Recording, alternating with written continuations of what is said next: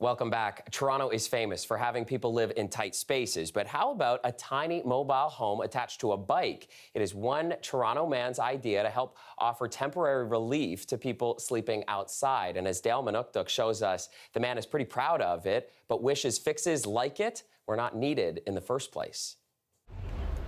This 5-foot-tall box has been parked on Front Street for 2 months. It's got a door and a doorbell, so we rang it. Oh, how's it going? This is Ryan Donay, the creator and executive director of nonprofit Tiny Tiny Homes. Its goal is to give the unhoused sleeping in tents in one of Toronto's many encampments some dignity. It's not a solution to the housing crisis. It's so people aren't living so rough while they're waiting for permanent housing. The idea to make the tiny homes came during the COVID-19 pandemic. Donay saw Khalil Seavright's tiny shelters popping up, then get torn down after a legal battle with the city due to fire hazard concerns. Seavrite has provided Donay with guidance as he gets his venture off the ground. The biggest thing he's gave me for guiding me through this process, actually 2 things. Number one, I'm very transparent about who I am. My name is out there, my contact info is out there. If the city needs to get a hold of me, they can. The second big thing he gave me for advice on this is put heat in it. With a history of his own in the shelter system and a background in construction, he decided to make his own. And this thing is tricked out. With running water, smoke detector in the corner, you got a cooktop here. Those are just some of the features. And I slide it forward and it clicks in. The couch converts into a bed.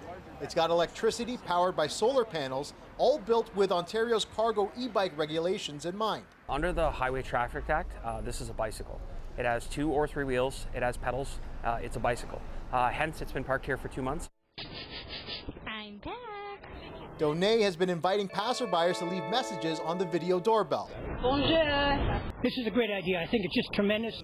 The bike's top speed is 6 kilometers an hour. It can be ridden in bike lanes, though it weighs 700 pounds. Everybody says, how do you pedal around 700 pounds? You ever seen the pedicabs downtown?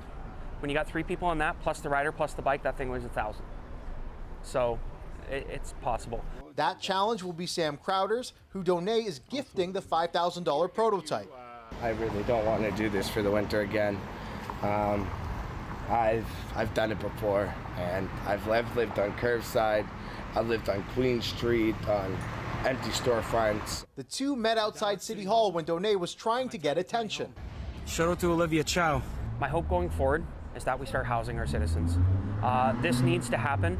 I never should have created this in the first place. Donay is hoping to give the Tiny Tiny Home to Crowder this fall after ironing out the remaining legal details. Dale Manukduk, CBC News, Toronto.